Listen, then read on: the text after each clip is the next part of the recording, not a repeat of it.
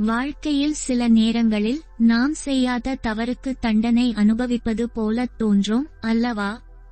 எவ்வளவுதான் உழைத்தாலும் முன்னேற்றம் இருக்காது, எவ்வளவுதான் நல்லதாக நடந்தாலும் பழிச்சொல் வந்து சேரும். இப்படி நடக்கும்போது ஏன் எனக்கு மட்டும் இப்படி என்ற கேள்வி உங்கள் மனதில் எழும். இதுதான் கர்ம வினை என்று பலரும் சொல்கிறார்கள். ஆனால் கர்மா என்பது உங்களை தண்டிக்கும் ஒரு அதிகாரி அல்ல, அது நீங்கள் செய்த செயல்களின் ஒரு கணக்கு. உங்கள் கடந்த காலத்தின் நிழல் உங்கள் நிகழ்காலத்தின் மீது விழும்போது அங்கே இருள் சூழ்ந்திருப்பது போல தெரியும். இந்த இருளைக் கண்டு பயப்படுவதால் எந்த பயனும் இல்லை. இருளை நீக்க வேண்டுமானால் நீங்கள் ஒளியை நோக்கி நகர வேண்டும். மக்களின் மிகப்பெரிய குழப்பம் என்னவென்றால் அவர்கள் கர்மாவை ஒரு சாபமாக பார்க்கிறார்கள். கர்மா என்பது ஒரு சாபம் அல்ல, அது ஒரு விளைவு. நீங்கள் ஒரு கல்லால் சுவரை அடித்தால் அந்த பாதிப்பு உங்கள் கைக்கும் இருக்கும், அந்த சுவருக்கும் இருக்கும். அதேபோல்தான் உங்கள் எண்ணங்களும் சொற்களும் செயல்களும் பிரபஞ்சத்தில் ஒரு அதிர்வை உண்டாக்குகின்றன. அந்த அதிர்வுதான் இப்போது உங்கள் வாழ்க்கையில் தடைகளாக திரும்பி வருகின்றன. இங்கேதான் பலரும் தவறு செய்கிறார்கள். அவர்கள் விதியை நினைத்து வருந்துகிறார்கள், ஆனால் மதியால் அதை மாற்ற முடியும் என்பதை மறந்துவிடுகிறார்கள். உங்கள் விதியை எழுதியது யாரோ ஒரு கடவுள் அல்ல, உங்கள் எண்ணங்கள்தான் அதை எழுதியிருக்கின்றன. அப்படியென்றால் அந்த எண்ணங்களை மாற்றுவதன் மூலம் உங்கள் விதியை மாற்ற முடியும் என்பதுதான் உண்மை. வாழ்க்கையில் வரும் தடைகளை ஒரு முட்டுக்கட்டையாக பார்க்காதீர்கள். அவை நீங்கள் திசை மாற வேண்டும் என்பதற்கான எச்சரிக்கைகள். ஒரு கதவு பூட்டப்பட்டிருக்கிறது என்றால் அதன் அர்த்தம் அந்த பாதை உங்களுக்கு சரியல்ல என்பதுதான். ஆனால் நாம் என்ன செய்கிறோம்?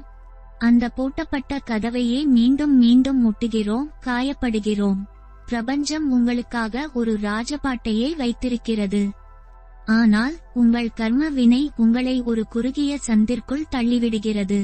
அந்த சந்தில் இருந்து வெளியே வர வேண்டுமானால் முதலில் நீங்கள் உங்கள் அகங்காரத்தை குறைக்க வேண்டும். நான் தான் செய்கிறேன், நானே சாதிப்பேன் என்ற எண்ணம் இருக்கும் இடத்தில் கர்மா இன்னும் வலுவாக வேலை செய்யும். எல்லாம் அவன் செயல், நான் ஒரு கருவி என்ற சரணாகதி வந்துவிட்டால் கர்மாவின் பிடி தானாக தளர்ந்துவிடும். மக்கள் செய்யும் இன்னொரு தவறு கர்மாவை மாற்றவே முடியாது என்று நம்புவது. கர்மாவை மாற்ற முடியாது என்பது பாதி உண்மைதான், ஆனால் அதை அனுபவிக்கும் விதத்தை நீங்கள் மாற்ற முடியும். ஒரு மழையில் நனைவதை தடுக்க முடியாது, ஆனால் ஒரு குடையை பிடித்துக் கொண்டு நனையாமல் நடக்க முடியும். அந்த குடைதான் உங்கள் விழிப்புணர்வு.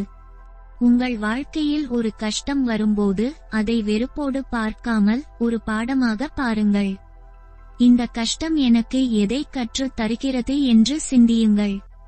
யாராவது உங்களுக்கு தீங்கு செய்தால் அவர்களுக்கு திரும்ப தீங்கு செய்ய நினைக்காதீர்கள். பழிவாங்குதல் என்பது உங்கள் கர்ம கணக்கை இன்னும் அதிகரிப்பது போலாகும். மன்னிப்பு என்பது கர்மாவின் சங்கிலியை அறுத்தெறிவது போலாகும். நீங்கள் இப்போது செய்யும் ஒவ்வொரு நற்செயலும் உங்கள் பழைய கர்மாவை கரைக்கும் ஆற்றல் கொண்டது. தர்மம் செய்வது என்பது வெறும் பணத்தை கொடுப்பதல்ல. ஒருவரின் பசியை போக்குவது, ஒருவருக்கு ஆறுதலான வார்த்தைகளைச் சொல்வது, யாருக்கும் தீங்கு நினைக்காமல் இருப்பது, இவை அனைத்தும் மிகப்பெரிய கர்ம மாற்றத்தை உண்டாக்கும். மக்கள் குழப்பத்தில் இருக்கிறார்கள், ஏனென்றால் அவர்கள் பரிகாரங்களை தேடுகிறார்கள்.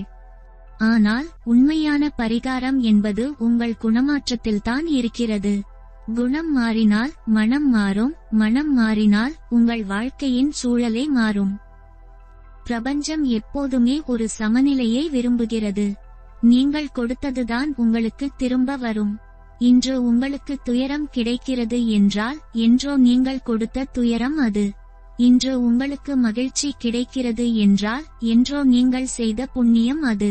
இந்த விதியை புரிந்து கொண்டால் உங்கள் மனதில் அமைதி பிறக்கும். யாரையும் குறை சொல்ல மாட்டீர்கள், யாரையும் வெறுக்க மாட்டீர்கள். உங்கள் வாழ்க்கைக்கு நீங்களே பொறுப்பு என்பதை உணரும்போது அங்கே ஒரு மிகப்பெரிய விடுதலை கிடைக்கிறது. அந்த விடுதலைதான் கர்மாவை வெல்வதற்கான முதல் படி.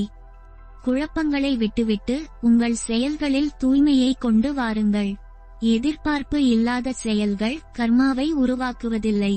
கடமையைச் செய், பலனை எதிர்பாராதே என்று சொல்வதன் நோக்கம் இதுதான். பலனை எதிர்பார்க்கும்போது அங்கே ஆசை பிறக்கிறது, ஆசை நிறைவேறாத போது கோபம் பிறக்கிறது. இந்த சுழற்சியில் நீங்கள் மாட்டிக் கொள்ளாதீர்கள். நதி ஓடுவது போல உங்கள் வாழ்க்கை பயணம் இருக்கட்டும். பாறைகள் குறுக்கே வந்தாலும் நதி நின்றிருப்பதில்லை, அது வழி தேடி ஓடிக்கொண்டே இருக்கும். உங்களைச் சுற்றியுள்ள தடைகளும் அப்படித்தான். அவை உங்களை நிறுத்த பார்ப்பதில்லை, உங்களைச் செதுக்க பார்க்கின்றன. இறுதியாக உங்கள் எண்ணங்களை ஒரு தோட்டத்தைப் போல பராமரியுங்கள். அங்கே நல்ல விதைகளை விதையுங்கள். இன்று நீங்கள் விதைக்கும் எண்ணங்கள் தான் நாளை உங்கள் வாழ்க்கையாக மலரும். கடந்த காலத்தை மாற்ற முடியாது, ஆனால் எதிர்காலத்தை இப்போதே உருவாக்க முடியும். தவறுகளை திருத்திக் கொள்ளுங்கள், மற்றவர்களுக்கு உதவுங்கள், பிரபஞ்சத்தோடு ஒன்றி வாழுங்கள். அதிர்ஷ்டம் என்பது தானாக வராது, அது உங்கள் கர்மாவின் நேர்மறையான வெளிப்பாடுதான். இன்று முதல் ஒரு புதிய மனிதனாக, ஒரு விழிப்புணர்வுள்ள ஆன்மாவாக மாறத் தொடங்குங்கள். நிச்சயம் உங்கள் வாழ்க்கையில் ஒளியும் அமைதியும் நிலவும். எல்லாம் நலமாகவே நடக்கும். அமைதி உங்களோடு இருக்கட்டும்.